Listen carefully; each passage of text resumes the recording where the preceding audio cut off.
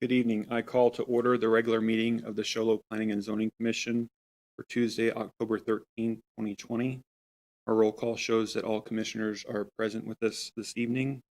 I will start with an invocation by Commissioner Roberts and a pledge of allegiance by Vice Chair Hefner. If you'd like to join us, please stand.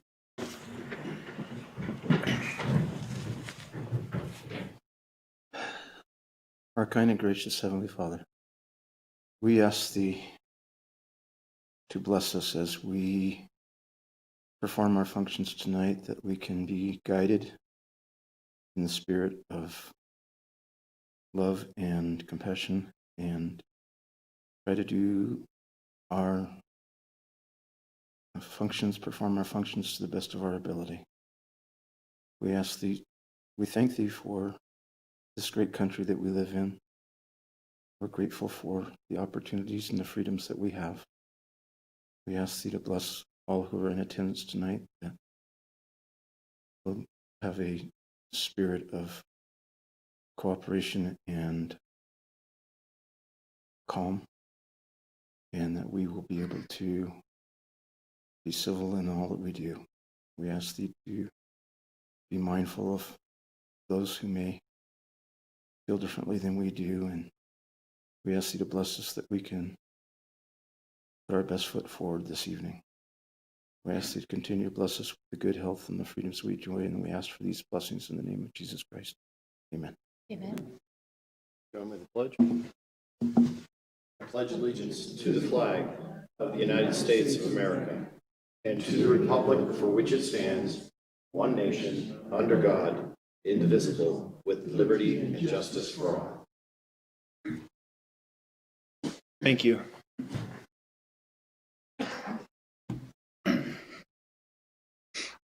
So we have an item of old business this evening, and that is consideration of approval for a conditional use permit application submitted by Young Design Corp.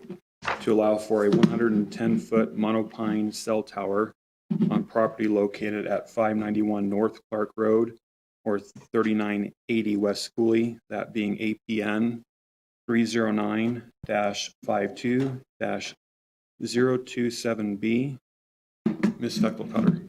Thank you, Chair and Commissioners. Sorry, the presentation wasn't up and my mouse wasn't working, so.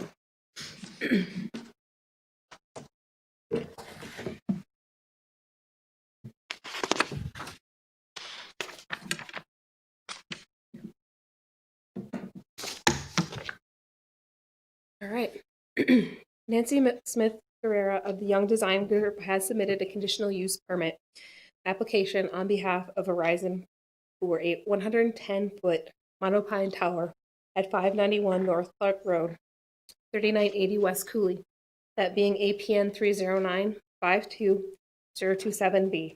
The previous staff report incorrectly stated that the request was submitted by Suncrest Financial LLC. Suncrest Financial is the property owner. Young Design Group is the applicant. The property is considered Tract A of Fairway Park Center, is currently vacant in the Zone C2, which is general commercial. Per city code, any new cell towers require a CUP. The property is 2.9 acres in size and is approximately 350 feet by 460 feet at the widest parts. It is an unevenly shaped property, which can be accessed off of either North Clark Road or West Cooley. There's a 20-foot wide sewer and utility easement running through the property. The subject property is commercially zoned and adjacent to commercially zoned property except along the west property line. This tower will be privately owned and operated and will not be a city tower. According to the applicant, the reason for the tower is to improve service quality in the area. The applicant has stated that 110-foot height is necessary due to the trees and elevation changes of the surrounding area. According to the site plan, the existing trees in the vicinity of the proposed tower are approximately 60, 62, 68, 72, and 73 feet tall. The applicant is proposing a 110-foot monopine tower, which will be approximately 40 feet taller than the surrounding trees. The applicant has provided a picture with an actual installation of one of their monopine towers, and it has been attached in the packet for review. And for reference, the most recently approved towers were 80 feet tall. City Code Section 15169 G2D1 states, towers must be set back a distance equal to 125% of the height of the tower from any adjoining lot line, but may be reduced by the commission if the goals of this ordinance would be better served thereby. Based on this requirement, the setback for the 110-foot tower would be 137.5 feet from all property lines. The applicant has proposed the following setback: 93.8 feet to the north, 200.8 feet to the east, 158 feet to the south, and 124.7 feet to the west. Due to the dimensions of the property, it is impossible to place the tower outside of the 200-foot visual corridor protection area and meet the 135-foot setbacks from all property lines.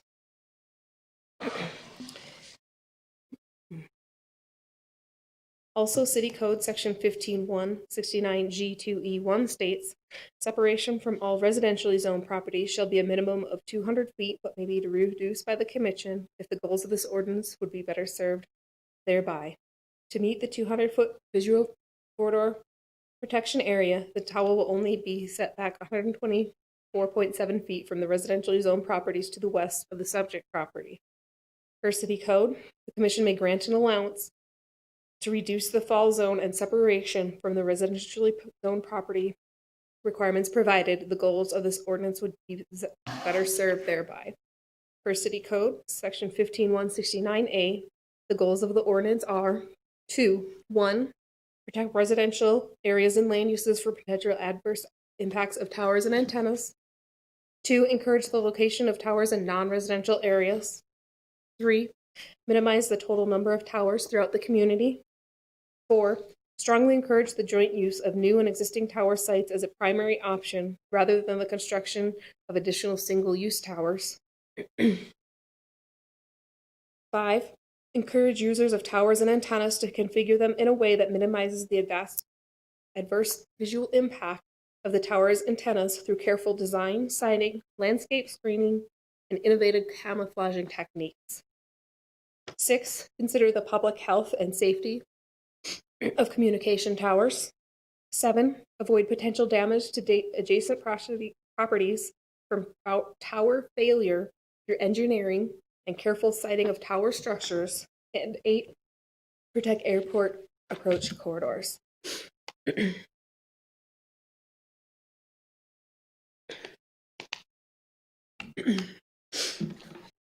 applicant has not requested a variance, but a reduction to the setbacks from a residential zone and the 125% fall zone setback along the north property line.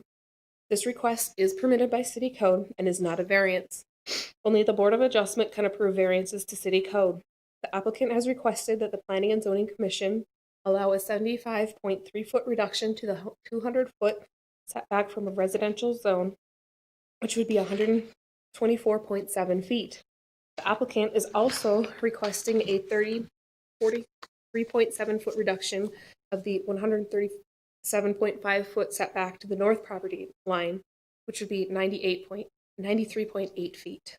Reductions to these setbacks are allowed by City Code if the Commission feels that the goals of this ordinance would be better served by that decision. The property was posted and letters were sent to all property owners within 300 feet of the subject property. Prior to the last meeting, staff received a phone call and email from a resident identifying himself as representative of the Fairway Park Homeowners Association. He expressed concerns of visual aesthetics, health effects, and declining property values due to the proposed tower. An email from this individual has been attached for your review. At the regularly scheduled Planning and Zoning Commission meeting of September 22nd, 2020, several neighboring property owners spoke in opposition to the proposed tower. Also, several neighbors located within 300 feet of the property indicated they had not received notice of the meeting. City staff mailed letters to all property owners within 300 feet of the subject property using the mailing addresses obtained from Navajo County tax records.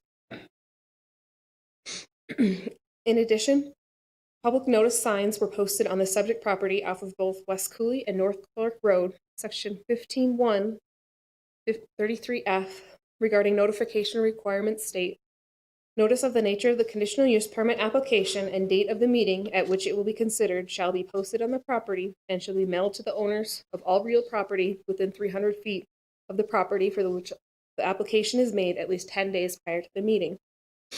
Notwithstanding the notice requirements set forth in this section, the failure of any person or entity to receive notice shall not constitute grounds for any court to invalidate the action for which this notice was given. This item was originally heard by the commission meeting at September 22nd, 2020. A number of property owners spoke in opposition to the proposed project. Concerns included health issues, impacts to property values, the reduction in the residential setback, clearing of trees, and safety. Residents also questioned the need for this specific site and suggested other locations might be better suited. 2 motions to approve the request were made, with both motions failing. No motion was made to deny the application. The commission then continued this item from the September 22nd, 2020 meeting to October 13th, 2020, in order to allow for a full commission to be present. Since the September meeting, staff has received multiple emails and letters from nearby property owners in opposition to the proposed monopine towers. These letters and emails are attached. The current zoning of the surrounding properties include to the north, C2, which is general commercial, and C1, which is neighborhood commercial. To the south, R1, which is R1-7, single family residential, 7,000 square feet, and C2. To the east, C1, and to the west, R1-7. The current land uses of the surrounding properties include to the north, Dollar General, to the south, Fairway Park Center and Circle K, to the east, vacant commercial, and to the west, Fairway Park Center subdivision. Transmittal memos were sent to all affected agencies, and applicable comments received include the airport manager, and a 7640 form shall be filed with the Federal Aviation Administration.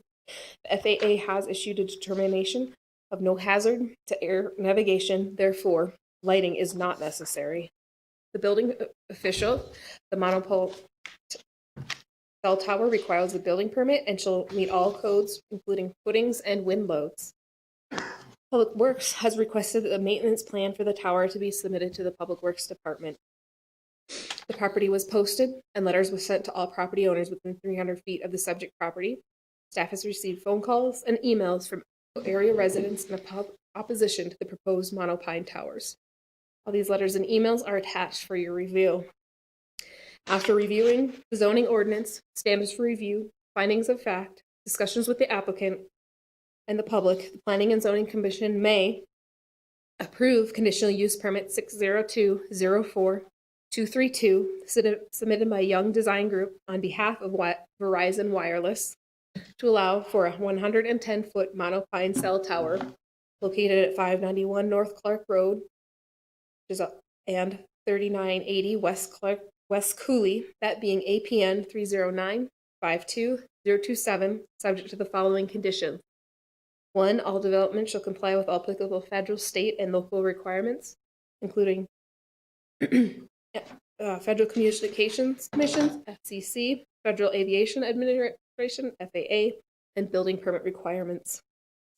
2, the antenna and supporting structure shall not exceed 110 feet. No addition to the height of the tower shall be permitted. 3, the tower shall be in substantial conformance to the submitted site plan and submitted determination of no hazard to air navigation. A maintenance plan for the tower shall be submitted to the Planning and Zoning Department, and the tower shall be maintained in accordance with this plan. 5, as indicated by the applicant, no generator shall be utilized, or the commission may deny the conditional use permit 602-04-232 submitted by Young Design Group on behalf of Verizon Wireless for a 110-foot monopine cell tower located at 591 North Clark Road, 3980 West Cooley, that being APN 309-52027B, and you must state the reason or reasons why. Staff, as well as the applicant, are available for questions. Thank you, Ms. Steckelcotter. I believe the city attorney is here and he'd like to address the commission as well. Is that correct? Morgan? Mr. Brown?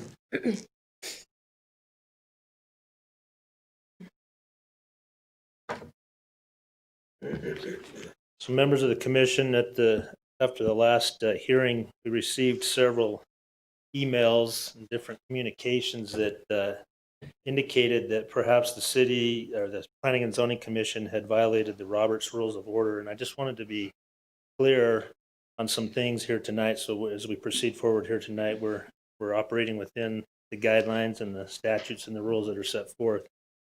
So just to be clear, this conditional use permit was not initiated by the city of Show. This was initiated by a private property owner in the city of Show.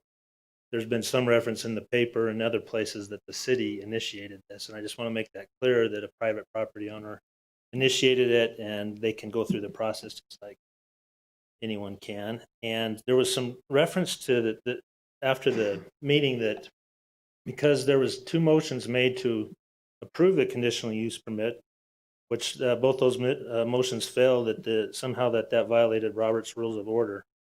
So just to be clear to the commission, Robert's Rules of Order is kind of what we follow in meetings. It's a guideline for us, but that does not override federal law, state law, or the city code. And so in 2 places, both federal law and the city code, it requires that when you deny a conditional use permit, that it be done with as a motion to deny and stating the reasons why. That's also in the 1996 Federal Telecommunications Act, which requires that, and that's also in the city code. So those don't override Robert's Rules of Order. If you're going to make a motion to deny it, it must state the reasons why. And just like at the last meeting, if the motion would have been to deny the conditional use permit and that failed 2-4, it doesn't automatically approve it. It has to be a motion to approve or a motion to deny stating the reasons why. So I just wanted to make that clear to you. I think Katie's also made clear to you that we're not here for a variance. I've heard in the paper that this was a variance. It's not a variance. It's a conditional use permit. And under the city code, it does allow the commission to reduce those setbacks if the goals of the ordinance would better serve thereby. So I just want to make those things clear. If you have any other questions about the legalities of it, I'd be happy to. Questions for the city attorney? No. Mr. May I Roberts? just make one clarification? So we are legally allowed within the provisions of the city code to reduce the setbacks if we feel like that better serves the purposes of the code. Correct. So it's not a violation of any city code for us to reduce those setbacks. Thank you. Vice Chair Hefner? A question for staff. On the fall, excuse me if I don't get the term right, the fall zone, basically, it's supposed to be 137.5. Mhm. To the west is the only residence, correct? That is correct. Okay, yes. and that's the 124.7, so we're a difference of 12.8 feet. Correct. Okay, and then that would be the 200 also that we can reduce. Correct. The 90 that's toward Circle K? That's actually towards the Dollar General. Towards to the Dollar north. General, okay. Yeah. Mhm. Yeah, that's the other one, and then there's okay. Yep. Okay. Thank you. Before we take more questions from staff or the applicant is actually here, and I think they have some more information to share with us at this time. We'd like to hear from the applicant.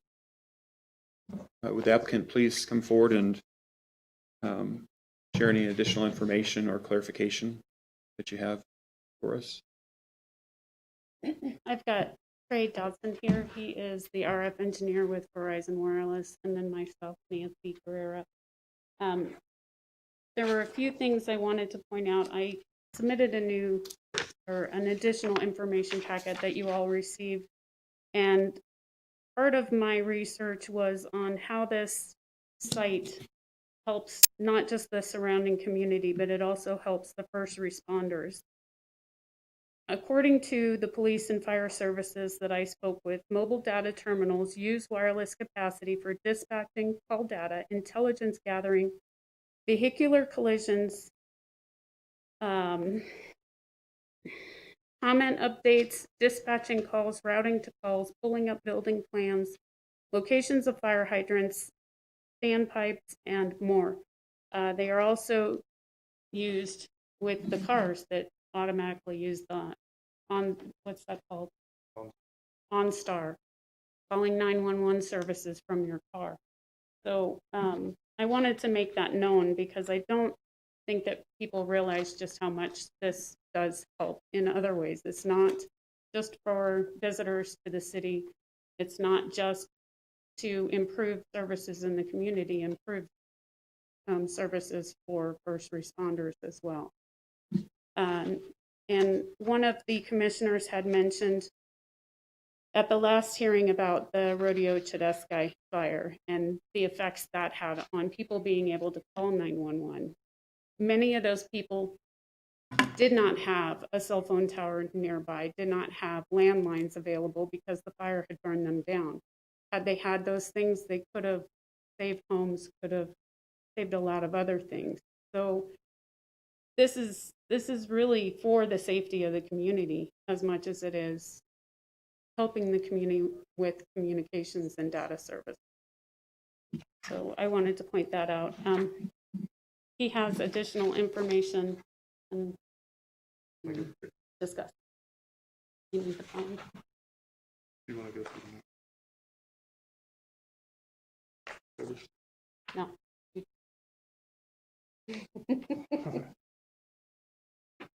Okay, don't really have anything to show everybody, I guess, but we ran some plots. They do have a copy of the third slide.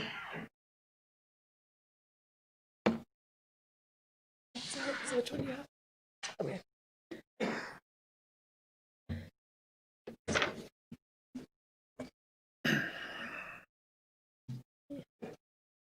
There we go. Are these the ones? Good one.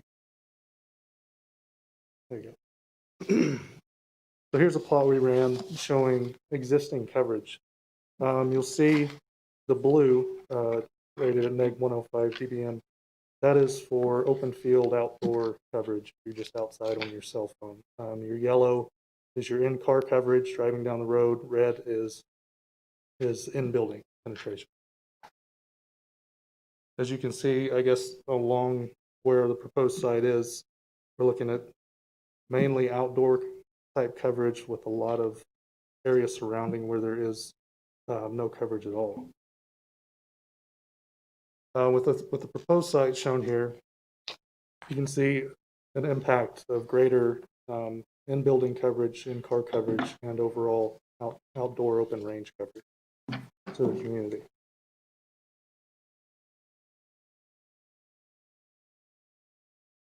Here is a best server plot. This plot kind of shows what the existing sites are covering, what areas. The blue sectors are the kind of triangle shaped pictures on there that are showing which direction they're pointing. On that north site, shooting down the highway, the two other sectors are kind of shooting in show low. And then on your south site, kind of the same thing there, showing your existing. Basically, these sites are covering this area. With the proposed site, it will offload those other existing sites. It'll help with improved speed and also coverage as well. Here we had the different locations that were provided to us. A lot of these were not anywhere near the areas that we really needed to provide better coverage, better capacity to than our original intent. So I believe that were 3 or 4 more that were given us today. We looked at those, and two of those proposed, or actually 3 of those proposed locations were actually less than a mile away from existing sites. And then the Joe Tank Road is it's not anywhere near the community where we could provide better coverage capacity.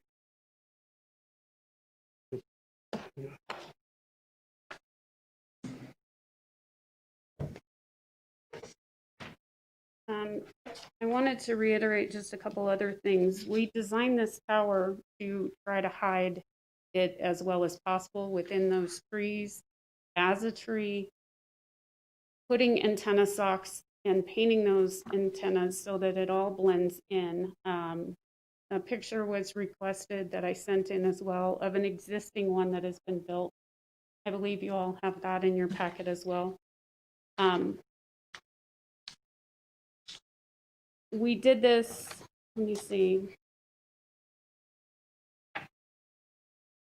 So some of those, the list of 8 items that this needed to meet for the code is that the proposed tower antennas will be in compliance with all standards established by Federal Environmental Protection Agency, Federal Communications Commission regarding health and safety standards, and the submittal of the information and review of the application shall be in accordance with all applicable standards. This has been met as far as that is concerned. Verizon, the project protects residential areas and land uses by being on the commercial property as opposed to being on residential, as encouraged through the code. The towers, as you saw through the structural letter that I also submitted, are designed to bend over, not to fall over. So they're not intended to just fall flat, as people would assume that they would.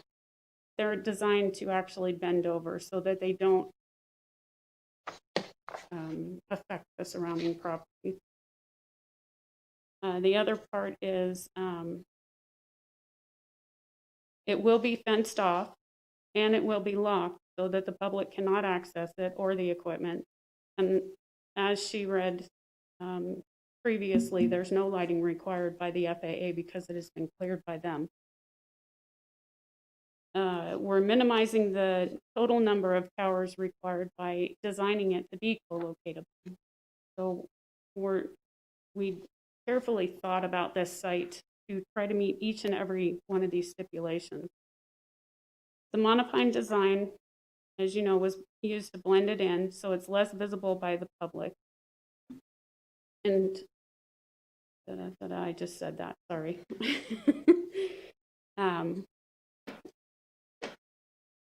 It considers the public health and safety through the careful structural design and engineering of the antenna system, is in compliance with all standards established by the FCC, the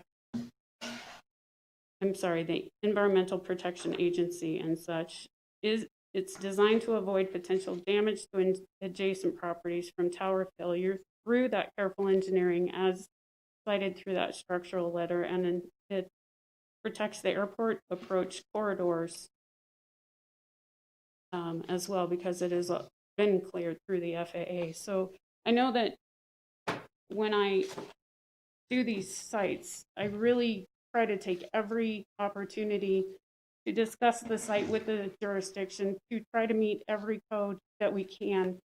The biggest thing we ran into with all of the surrounding properties is that not one of them meets every setback along the corridor in that area that we need the site to be in order to offload those adjacent towers.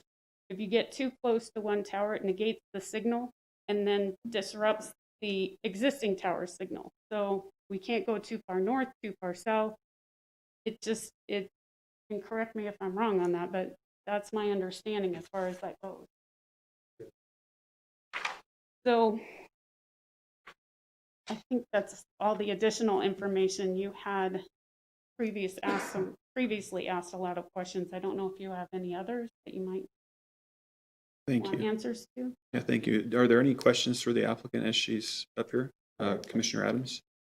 So before we talked about lowering it down, and I realized I agreed now that you want to leave it at the same height. I need to know what you gain by that 10 feet or so. What So when in talking to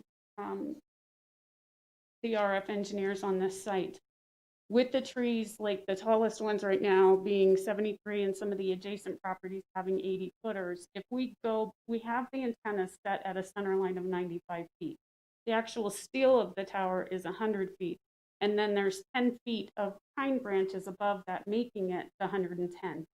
The only reason it goes that high is to keep it as natural looking as possible.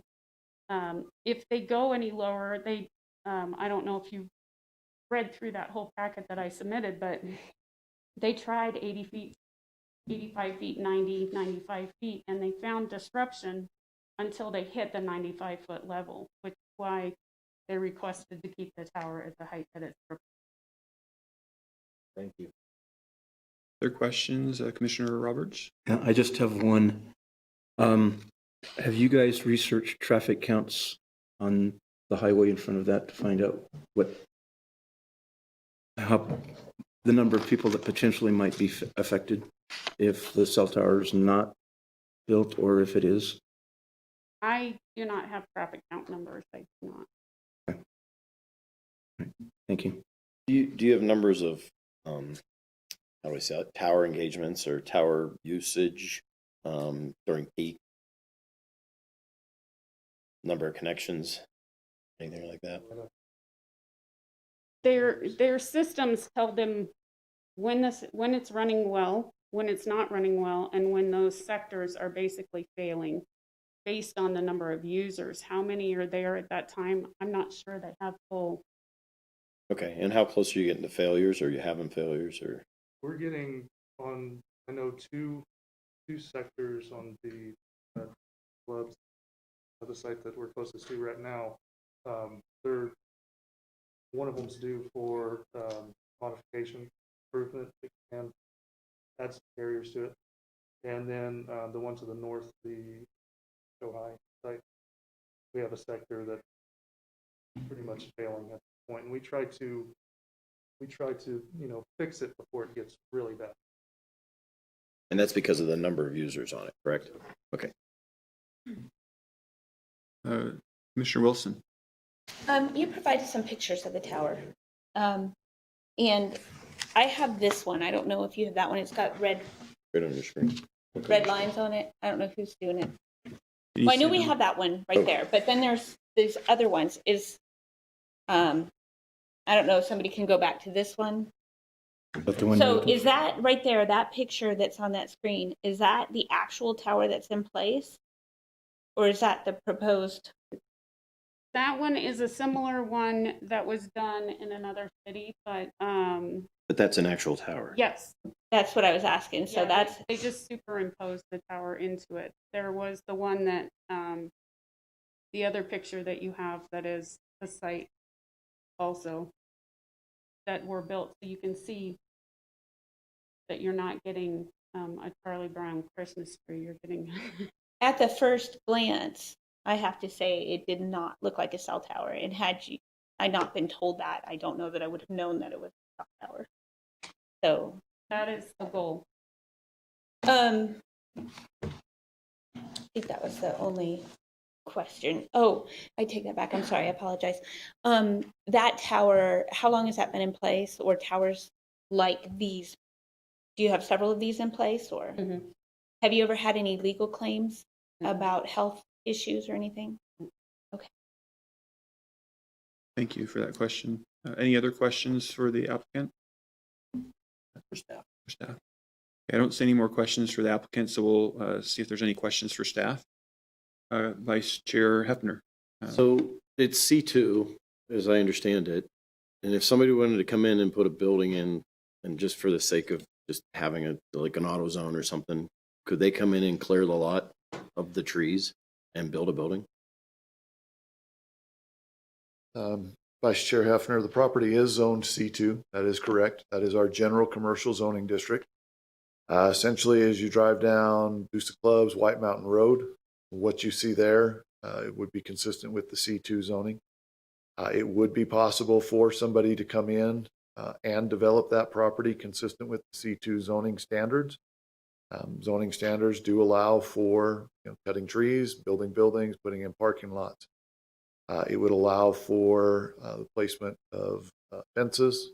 It would allow for the placement of dumpsters. There are a number of businesses that are considered what we call a permitted use. which means they don't have to come to you. They don't have to go to the city council. They have already been established or determined to be allowed within that zoning district.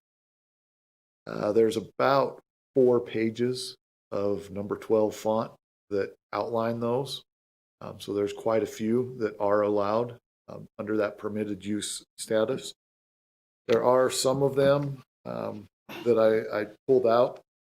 And if I may, I can just kind of read what some of those might be so that the neighbors can be aware that as a C2 parcel, these are businesses that could go onto that property. Again, and this is as a permitted use. So the first one I wrote down was auto parts. Coincidentally, you referenced an auto store, parts store. A beer and wine distributor, bowling alleys, a drive-through bank, grocery store. Probably have to be a small grocery store on that property, but grocery stores are allowed. Health club, and we're seeing a push that health clubs are 24-hour health clubs now, a lot of times. Hotels and motels, movie theaters, restaurants that do not serve alcohol, and vehicle service, such as like a Jiffy Lube or other type vehicle service business. Those are all considered permitted uses. Then we get into conditional uses, which is the process that we're here tonight for, which is an additional level of review by the planning and zoning. And as I understand it, they want to leave the trees as they are, and maybe some minor trimming, but basically leave it look like it looks. Our understanding is essentially what you saw on the photo that was just previously referenced, that is intended to be what you would see from the street as you drove by. The trees would remain. I believe that's one of the staff recommendations, is that no removal of trees. And so this was intended to be there on the site with trees as well. Any other questions for staff? Commissioner Roberts and then Wilson. Mr. Triascus, does the city have any traffic counts on that particular stretch of highway? The city does not perform traffic counts on ADOT highways. However, we do have access to those counts. We don't have access to the raw numbers. So for example, I can't tell you that on the 4th of July between the hours of 2 and 7, how many vehicles drove through there. What we do have access to is just an average daily count. That number, according to ADOT, is a little bit less than 14,000 vehicle trips per day through there. Again, that's an average. So a winter day when there's 3 feet of snow on the road, we're probably not hitting 14,000. 4th of July weekend, when it seems like the entire Valley of the Sun is up here, we're probably more than 14,000. So again, that's just an average number, but it's a little less than 14,000. And that's a daily count. That's an average daily, yes. Okay. On this particular property, how many residentially zoned properties are within the 200-foot setback designation? So the 200-foot setback designation, move through a few slides here, I think.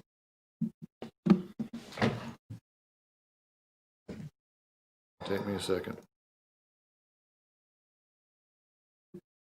So this is the site plan that was submitted by the applicant. We did add, just for emphasis, the highlighted numbers. So what you see there with the nice bright yellow behind them, you can see that the property, or that the tower, is proposed to be set back 124.7 feet from the nearest adjacent residential property. That property, you've got 1, 2, 3, 4 properties that are along there. Probably just the top 3 are within 200 feet of the tower. The bottom one, I don't know that it meets the 200-foot separation. I think it exceeds the 200-foot. And how many homes are built on those 4 properties? Currently, there's 1 home on the property. That would be this second one here. The second one up from the bottom. The other 3 are currently vacant. Thank you. Commissioner Wilson, did you have a question? No. Commissioner John Adams and then Commissioner Josh Adams. Justin, I just had a couple questions. Make sure I understand this correctly. Those lists give, if you live or whatever, that can happen. They could get that permit, build those buildings without coming to us. That is correct, yes. So they could have that, okay. And then the other question I had is that dollar store is 93 feet, a little bit more. Did they have any complaints about the tower? We have not received any communication from the owner of that property. Commissioner Josh Adams? Yeah, more of a general question about the city code, specifically section 15-1-69A. Can you tell us how long that code's been in place? Has it been updated ever since the code has been put in place? Anything along those lines, if that's a reasonable ask? Sure. So section 15-169 is our wireless telecommunications section of the code. It's contained within chapter 15, which is the zoning ordinance.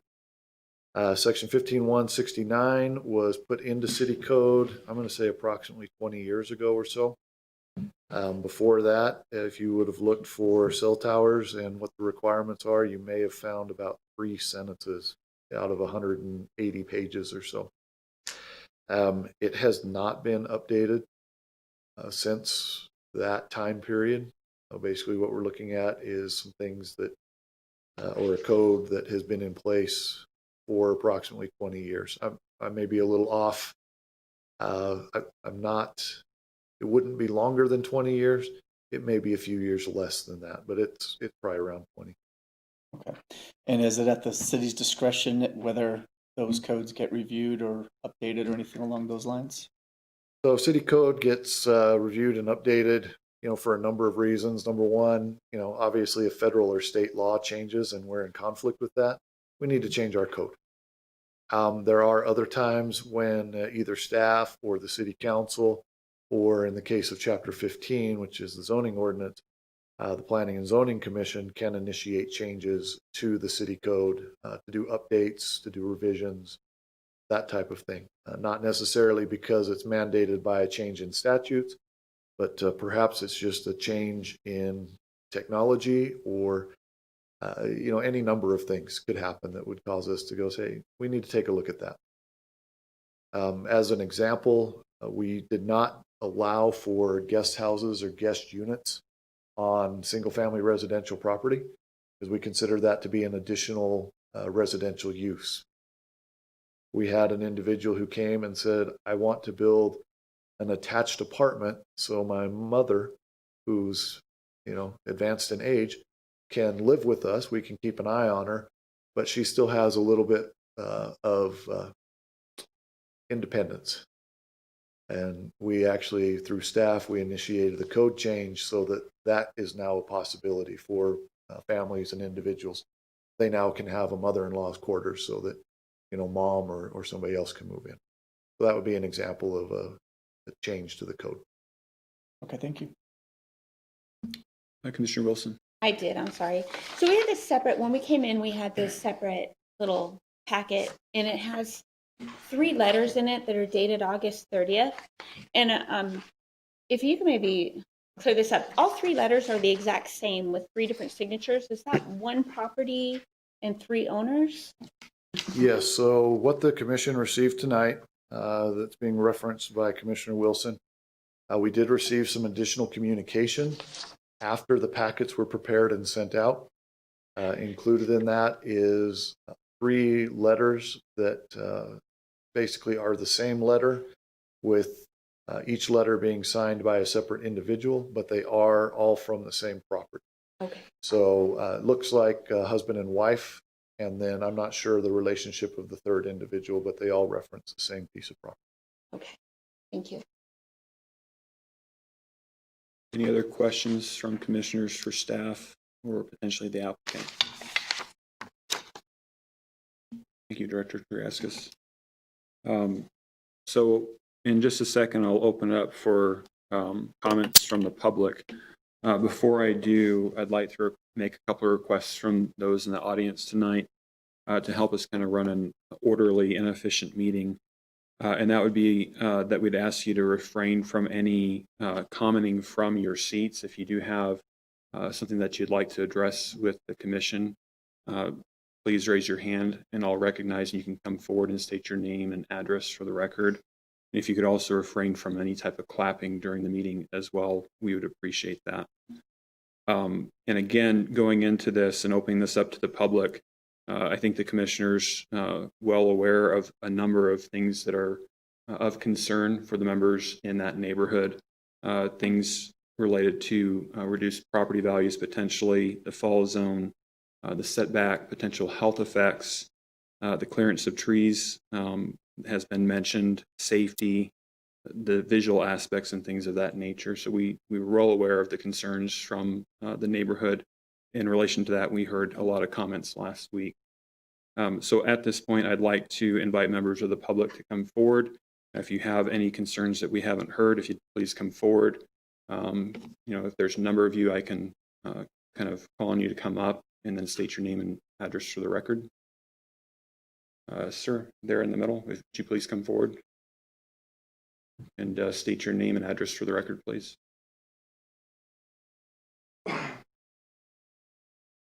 For you folks. My name is Mark Brazda. I live at 681 North 41st Avenue at the end at the cul-de-sac. And this matter just came to my attention about 2 weeks ago. At first I was concerned, but hearing the facts of what's going to go up, I think this property could have been, like you gentlemen said, ladies said, that this could have been commercial C2, could have been leveled for a auto zone. This is the pretty part of Show Low, and we all know that. We all love our Ponderosas. I mean, when people come in, 260 is busy. I can vouch for that. My wife can vouch for that. It's heavy traffic. We know the summer people up here. And this is an excellent way to see the White Mountains. The Ponderosas going from, what's that little Bison? Drop into Show Low. It's beautiful Ponderosas. I would rather see a tower go up, as long as they leave some of the trees up, rather than see a parking lot, another dollar store, another auto place, we don't need to see that. This is a tourist area. These people come, we're a destination now. Southern California, Texas. Let's leave our pine trees. I'm kind of for this tower. I know I'm going to probably catch grief for it, but it's the alternative. I don't want to see another parking lot. Circle K sits across, and that's just the blight. The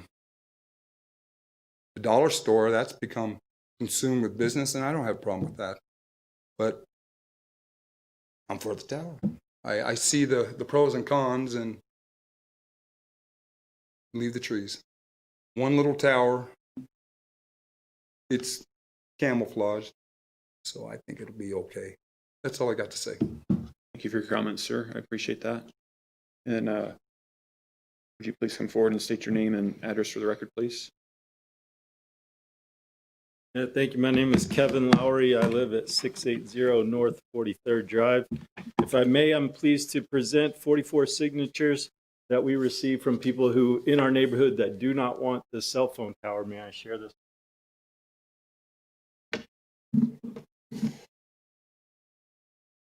So thank you. We have 44 names of people in our neighborhood that said that they do not want the cell phone tower. You can read their addresses. Many of them are within 300 feet of the cell phone tower. Second, I do believe that you don't have to propose a denial after denying a proposal. So actually on September 22nd, the chairman said the motion fails 2-4, motion denied. So it was clearly stated that and according to 15-132G2, it says that the committee has 4 options. They can grant, deny, discuss, or table. Well, we did deny. It was clearly denied. Often, I've never been in any situation, I don't know if you can present any examples of a place where they presented a proposal and then the nays have it. So usually they say the nays have it. And also, in addition, I'd like to say that according to the code 15-135I, for a reapplication, it says where a variance or appeal has been denied, no application for a variance or appeal for the same or substantially the same issue on the same the same site shall be filed within 1 year from the date of the denial. So on September 22nd, in the minutes at 1 hour and 12 minutes, you can see that there was a vote and that it was denied 2-4. And according to the code, you should wait 1 year before you have another vote, according to 15-135I. So also I'd like to state that many times last time on September 22nd, the term variance was used. I have never been to a city council meeting until September 22nd. I've never read the code. I've never had the privilege of learning as much as I have in the last month about zoning and planning, but it does say here, so we use the term variance a lot at that meeting, and it's all documented in the minutes. But it says here in 15-135E3A2, or page 41, the Board of Adjustment shall not grant a variance when the failure of the owner did not consider other reasonable alternatives, which did not require a variance. So, I mean, maybe we're calling it a reduction tonight, but the fact is that we presented 11 reasonable alternatives that do not require a reduction. And 2 of them are within 1 mile from this current site. So rather than picking that spot, we've chosen to focus on a spot that does require a reduction and does affect Mrs. Cash and others who actually live 125 feet from the cell phone tower. And, there are additional or reasonable options that don't require a reduction. And the code itself talks about promoting separation and setbacks of 125 feet, 200 feet. And I think that there's good reason for this. It's safety. And finally, it says in the code 15-135E2D that there shall be no detrimental effects on adjoining property as stated in the code. Granting the variance will not have a detrimental effect on the property, adjoining property, the surrounding neighborhood, or the city in general. And specifically, point 2, there shall be no significant adverse or intrusive effect upon property within 300 feet of the external boundaries of the subject property. There are several people here tonight and several people who have written letters that live within 300 feet stating to you the ways in which they would be adversely affected. Kevin and his 2 parents who wrote that letter that have 3 names, he just built a mobile home within 300 feet. Another lady who's here tonight, she bought the property next to her, even closer to the cell phone, within 300 feet. She received a letter, and now that was going to be her retirement plan. Another lady who lives just on the other side of Mrs. Cash, who lives within 300 feet, has sent a registered letter and faxed a note that Mr. Tregaskis got today, stating that this was her intended place where she was going to move up and retire and build a home. So there are people who are adversely affected by this when there are other reasonable options, including, well, we've listed 7 of them here for you. Tank number 7, city water tower. And as again mentioned, there are 2 that I've driven that are within 1 mile that may not be perfect. Everyone agrees we need more coverage, but they may be sufficient. And they're very, very close. I can't imagine that it's that much difference in the cell phone coverage for people on that highway with it just being 1 mile down the road. So I think that it's reasonable, and that's the key word that's used in the code. And I thank you very much for the opportunity, and I thank you all for your service. I do think it's great, and I appreciate our community. Thank you. Thank you for your comments, sir. I appreciate that. Mr. May I ask Mr. Lowry a question? Yes, Commissioner Wilson. You brought this in. Yes. Are these all property owners or some of these renters, or do you know? I don't know. So over the last 2 weeks, this happened with very little effort. On my way to the gym, I ran into people in the neighborhood walking their dogs. Tawana also went out one afternoon on a Saturday and knocked on a few doors. It really was not very difficult at all. I think maybe 2 people that I met out of about 40 to 50 said that they wanted the cell phone tower. The rest of the people, all, as you can see, their addresses are very close. Many live on that street, said that they don't want it, and they all had different reasons, whether it was health, financial, or beauty. Thank you. Thank you. Yes, would you please come forward and state your name and address for the record, please? I am Carolyn Elorriaga, and I'm a neighbor of Kevin's. I just moved here 2 months ago. One of the reasons why I left my former home at great loss, great expense, was for this very reason. It was affecting my health very, very negatively. I'm a 76-year-old woman with an autoimmune disorder. Super, super sensitive to these towers. And at great expense, great loss, I came here 2 months ago. Thrilled to death to be here. Love my neighborhood. Love the community. And now I find I'm going to get one even closer than I was before.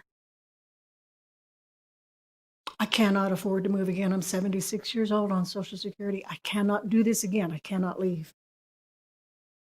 And I came here because of my health. And this is what I got. I really don't think that moving the tower 1 more mile is going to be such a problem. I have excellent cell phone service. So do all my neighbors. And I do feel that it is a detriment to the values of our properties, not because of what it looks like, because it's very attractive, but because of the EMFs. Please take this into consideration. Those of us who have compromised immune systems, those of us who are above 75 years of age, we can't afford to move.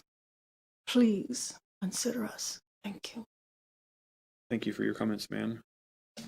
Yes, please, would you please come forward and state your name and address for the record, please? Okay. All right, I'm Sandy Goodrich, and I live at 601 North 43rd Avenue. I'm going to read this because I don't want to trip over my tongue. And so I'm aware of the Telecommunications Act of 1996, Section 704 law, which stripped all states and local governments of their power to consider the potential adverse health impacts of RF radiation from cell towers and cell antennas when a wireless company files any type of zoning application seeking to install them.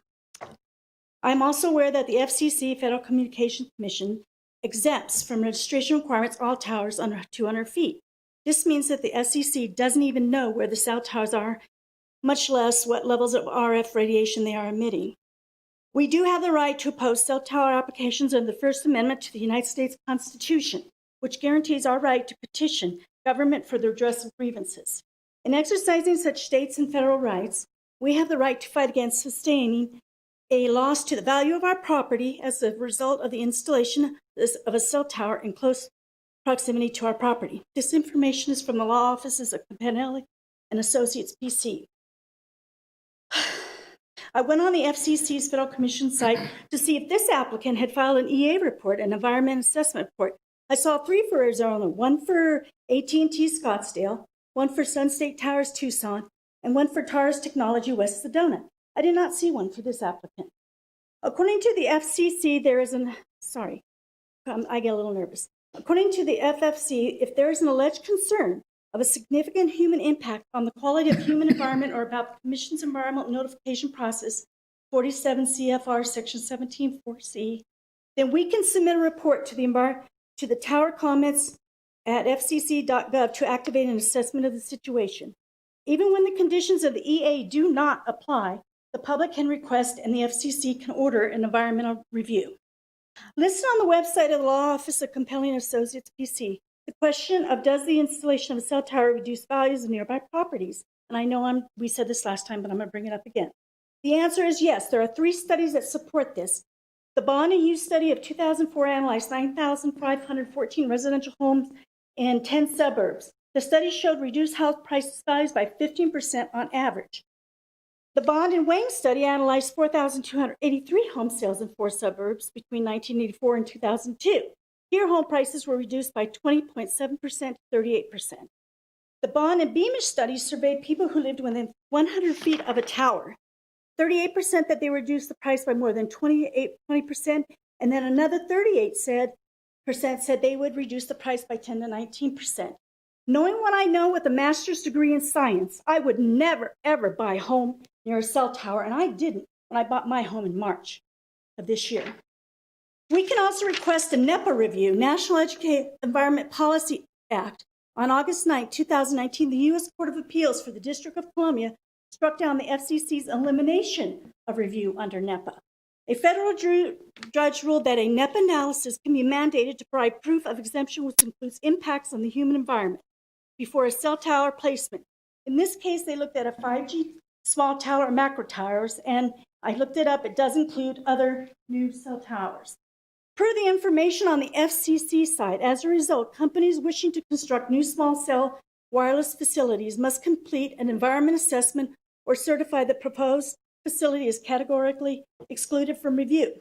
Construction cannot proceed without documentation. And I think you might have said you did that. I don't remember, but I can look it up again.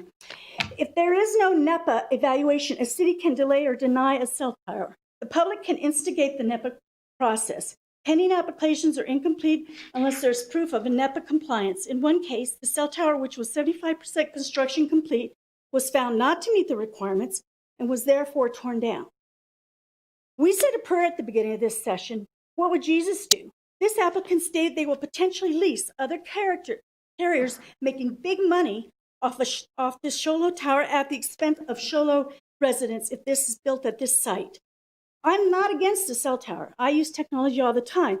It's just a cell tower that's near residential areas that can and will compromise the quality of life of the Show Low residents at this site is not good. Their report states that it is the better site. How do we know their reports aren't biased or skewed to their favor? Is there an audit on their report? How do we know if there is a conflict of interest in this report? Would you let the fox guard the hen house? We are the residents of Show Low who voted you into your positions to work for us, the people of Show Low, not big business. Make the big business work harder. They have the money. After all, Verizon has given the Black Lives Matter people money to support their insurrection against the Constitutional Republic of the United States. They have plenty of money, so they can afford to find a different location away from residential neighborhoods. Almost done here, guys. I request that you deny the applicant's request to build a cell tower at this site, since it does not meet the city ordinance requirements of 200 feet variance and 3 of the 8 ordinances which the council stated in the last council meeting, of which this commission is morally responsible to take into consideration on any decision-making. The 3 that apply are: 1, protect residential areas and land uses from potential adverse impacts from power antennas. 2, encourage locations of towers in non-residential areas. 200 feet is part of the non-residential, it's in a residential area in this particular site. Consider the public health and safety of communication towers. I request that you encourage the applicant to work harder to find an alternative site away from your neighborhoods as well as our neighborhood. Again, what would our Holy Father do? Compromise the life of his people for a mercenary convenience? No, he would have it built in a safer place, one away from the people. Please consider everything I've stated, and thank you very much for listening.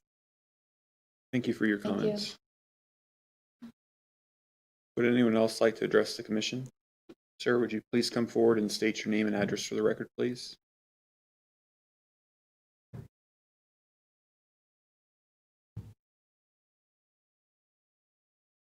My name is Steve Wagley, and I live on 400 North 40th Circle. That is due south of the proposed site, across Cooley. We never received a letter. My neighbor never received a letter. Anybody around that area never received any letters telling us about it. And I understand that in some instances, if you have a cell tower here, around it, right close by it, you have a dead zone. So your cell phone won't work. It'll work on down the road, but it won't work right there. We've got all these people in here. Who's making money on this deal? Is it SunQuest or the city of Show Low? Who is making the money on this deal? Greenlee County gets $36,000 a month for one cell tower. AT&T. The county of Greenlee gets that much money from AT&T to use that spot. And it's not anywhere near a residential district. We live across the street from it. That other lady lives, she could hit her with a rock. She had a good arm from her back porch. The health issue is the major issue. I just wanted to tell you that. Thank you. Thank you, sir. I appreciate your comment. Would anyone else like to address the commission this evening? Ma'am, would you please come forward and state your name and address for the record, please?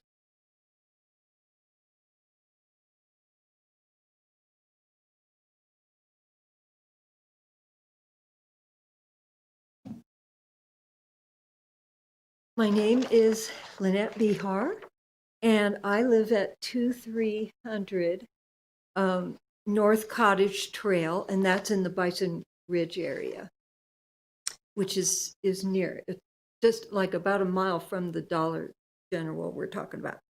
So, we're always talking about health issues. So right now, I'm just going to be just specific on that. So there was a dramatic impact on health that was rolled out in Vienna, Austria recently, and it's described as a silent war. And this is going to just be really brief, but I just want to be specific about the children's health issues. So this was a comment made. Children are the most vulnerable to 5G depredation because of their little bodies. Friends and acquaintances and their children in Vienna are already reporting the classic symptoms of EMR, which is electromagnetic radiation poisoning. There are nosebleeds, headaches, eye pains, chest pains, nausea, fatigue, vomiting, dizziness, flu-like symptoms, and cardiac pain. They also report like a tight band around the head, pressure on the top of the head, short stabbing pains around the body, and buzzing internal organs. So I just wanted to have it on record that specific, health issues. There's also been insomnia, miscarriages, memory problems, and other neurological issues. So thank you very much for listening. Thank you, ma'am, for your comments. Is there anyone else in the audience that would like to address the commission this evening? Just want to make sure I'm going to do a final call before I close the public comment session on this item. Are there any other comments? Okay. Thank you all for your comments this evening. I appreciate you being engaged in the civic process. I'm going to bring it back now to the commission. So back to the commission. Do we have questions or? Question for staff, just to make, for clarification. We don't derive, as a city of Show Low, any income from the building of a cell tower, do we? Other than maybe the $150 filing fee? There is an application fee of $150. We did collect that, yes. Okay. This is not city property, so we do not derive any monetary gain from leases or anything like that. We do not derive anything from this property that we would not get. And I'm not familiar with how cell phones are charged and billed and taxes and things like that. But no, we would not receive anything from this that we would not get just as general use of a cell phone from any member of the public. We are not involved in the tower, in the construction, in the lease, none of that. Oh, I'm sorry, Commissioner Adams, did you have a question for staff? One, my understanding is it's not a 5G tower, correct? That question was brought up at the previous meeting. As indicated by the applicant, this is not a 5G tower. This would be proposed as a 4G tower. Commissioner Roberts? Yes. So at the previous meeting, we discussed this, and my understanding was this was going to be a 4G, but it was going to provide not so much voice coverage as it was data coverage. And that because of the data coverage, then people would have more internet access, which in the case of a Rodeo Chudesky fire or some other type of emergency, information could be more easily dispersed because it was a data tower. Correct me if I'm incorrect. I would defer any questions specifically to that nature to the applicant. Would you like the applicant to come forward to answer that question? If that would be a good time for that. Sure. Repeating the question. So my understanding is this tower would be a 4G with data capabilities. Data and voice, yes, sir. I'm sorry? Data and voice? Data and voice. Yes, sir. So it would improve our first responder. I think you mentioned earlier that most of the first responding agencies are in support of the additional coverage that they would benefit from this. Yes. Yes, specifically what I was told. Let me read that off to you again, my apologies.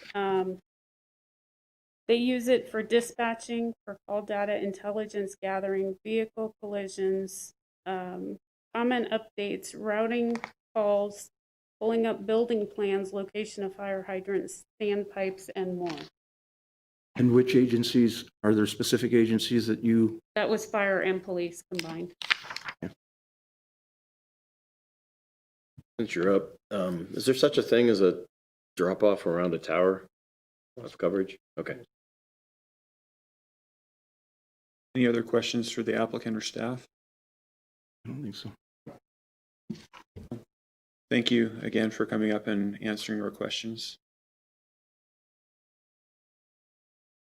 Okay, so back for action from the commission. There's no other questions.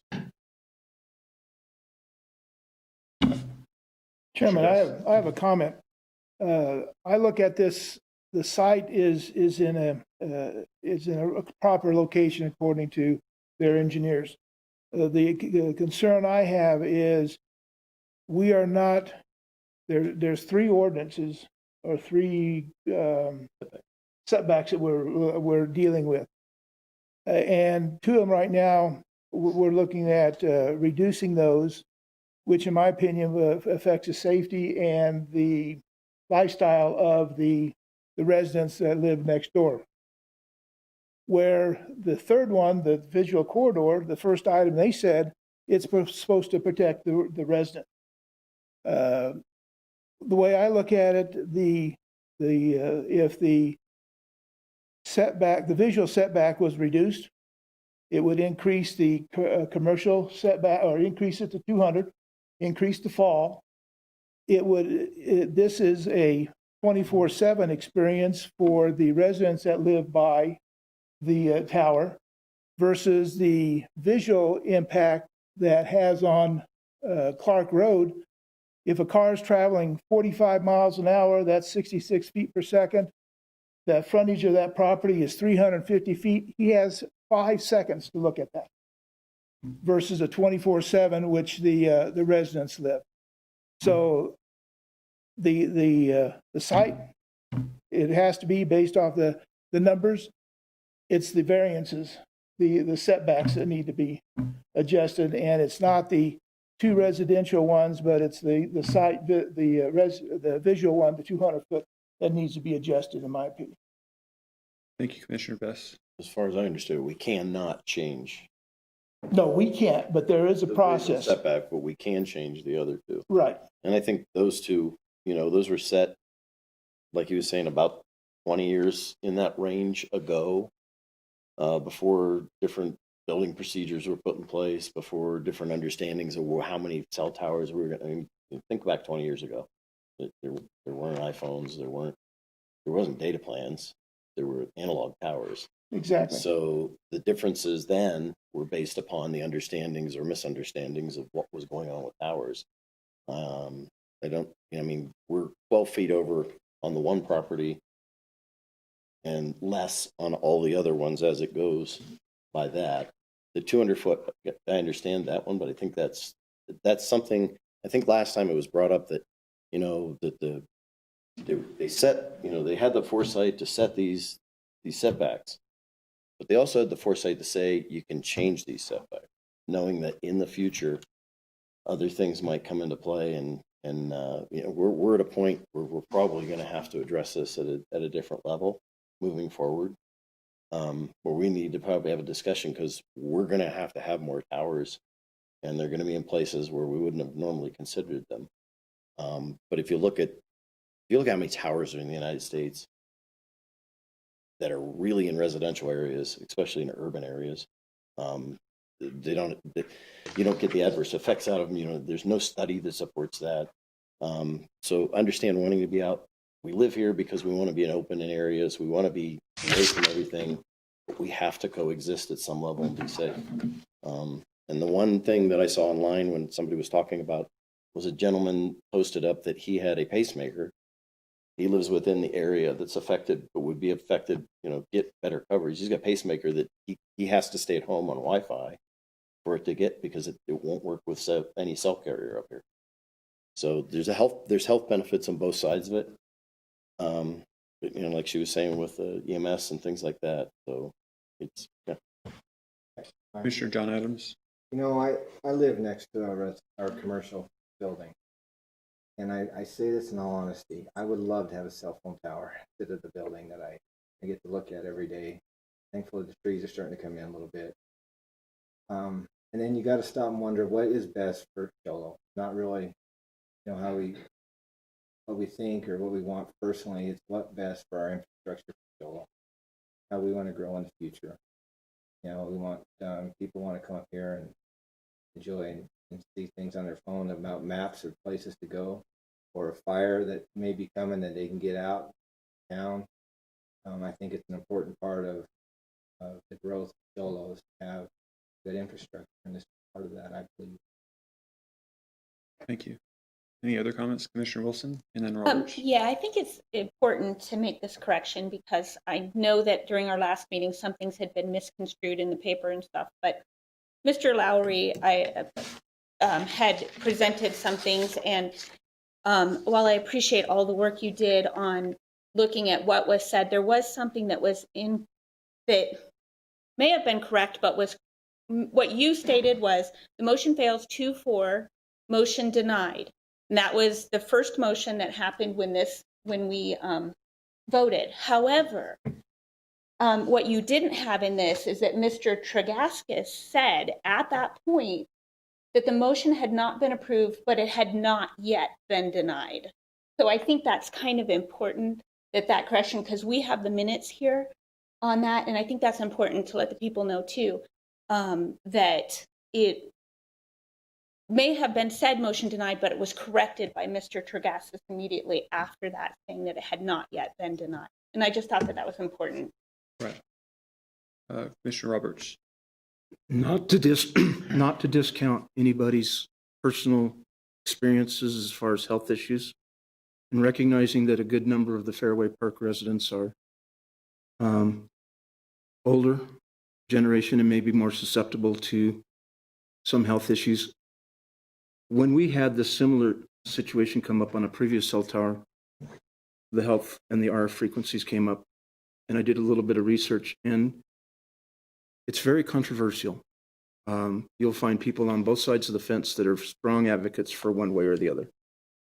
But what that came down to in my research was the World Health Organization and the American Cancer Society and the FCC all determined that there were no significant adverse health effects from a cell phone. Now, the studies that came up were all in Europe.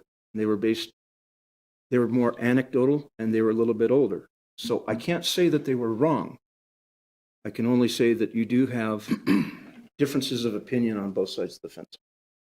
So there's no way, unless we've experienced it personally, for us to know whether it's going to have a detrimental effect health-wise on anybody or not. So. Thank you. Commissioner Josh Adams. Yeah, I guess I'm the only one who hasn't spoken, so just a couple thoughts. I agree that we need more cell phone coverage. I think that's certainly something that we need, and I personally would rather look at a cell phone tower than some of the other buildings that could go up in a specific area. But in my mind, the actual topic that we're here to talk about is whether or not we're going to grant the reduction of the setback and the residential 200 feet. And that's in accordance to what our interpretation is of the goals of the ordinance in the 8 items selected. And so I feel in my mind that that's kind of the most important facts as far as what should happen and how we should consider these things. And so I feel like it's the goals of the ordinance that probably should be considered and make sure that we review before we vote. Okay. So would you like to go through those points, or do you? We don't necessarily have to. I think we've all looked through it, but I guess that's kind of just my only thoughts and what I wanted to convey. So sorry for that confusion. I believe the code states 8 bullet points on that, and they all pertain to basically the general well-being of the community as a whole, overall. There's a variety of factors listed in there. Yeah. Correct. We've had some discussion. Is someone at this point prepared to make a motion? Vice Chair Hefner. I'll move to approve CUP 602-04232 submitted by Young Design Group on behalf of Verizon Wireless to allow for a 110-foot monopine cell tower located at 591 North Clark Road, 3980 West Cooley, that being APN 309-52027B, subject to staff recommendation. We have a motion to approve. Do we have a second? Commissioner Roberts? I second. We have a second by Commissioner Roberts. Any further discussion on this item? Seeing none, I'll go ahead and call for the vote. All those in favor of the motion as presented to approve, please signify by saying aye. Aye. Aye. We have 1, 2, 3, 4 ayes, nays. 1, 2, 3 nays. So the motion to approve passes by a vote count of 4-3. Director Tregaskis.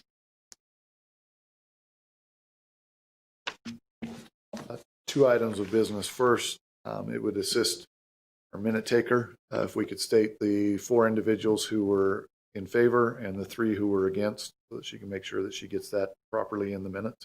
Sure, so we can do a roll call vote if you'd prefer. You can do a roll call, or if you just restate the 4 that voted for and the 3.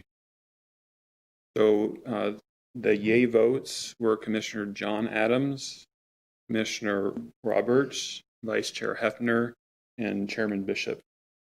The nay votes were Commissioner Wilson, Commissioner Josh Adams, and Commissioner Bess. Okay, I got the nod of approval. So it's kind of like home. If Linda ain't happy, ain't nobody happy. As with any conditional use permit, there is a standard disclaimer that we add at the end. There is a 7-day appeal period. If no appeal is received by the city clerk within the next 7 days, this item will be considered effective. Thank you. Thank you. And I appreciate the members of the public who came and voiced their concerns and opinions tonight. We have no new business this evening, which takes us to item 7, which is call to the public. If there's anyone here who'd like to speak with the commission about an item that we haven't addressed this evening. Is there anyone here that'd like to address the commission? Seeing none, I'll dispense with the boilerplate language reading. That takes us on to item 8, which is approval of the minutes. And that is from our last meeting on September 22nd. Do we have a motion to approve those minutes? I have a motion to approve them. Motion by Commissioner Wilson, a second by Vice Chair Hefner. Any discussion on the minutes? All those in favor of approving the minutes, please signify by saying aye. Aye. Aye. And I abstain. I wasn't here. We have one abstention, otherwise the motion passes. Thank you. And on to item 9, summary of current events from commission members. We'll start down there at the end with Commissioner John Adams. I don't have anything. Commissioner Wilson. I just wanted to kind of remind people that the Deuce of Clubs is only a 35-mile-hour speed limit. And if you haven't noticed, there's been more law enforcement out, even state troopers helping the city of Show Low because they're very busy. And so we need to remember that that is 35 miles an hour and not faster. There's been an awful lot of accidents lately, and I think that that will help them if we are mindful of our speed. Thank you. Commissioner Roberts.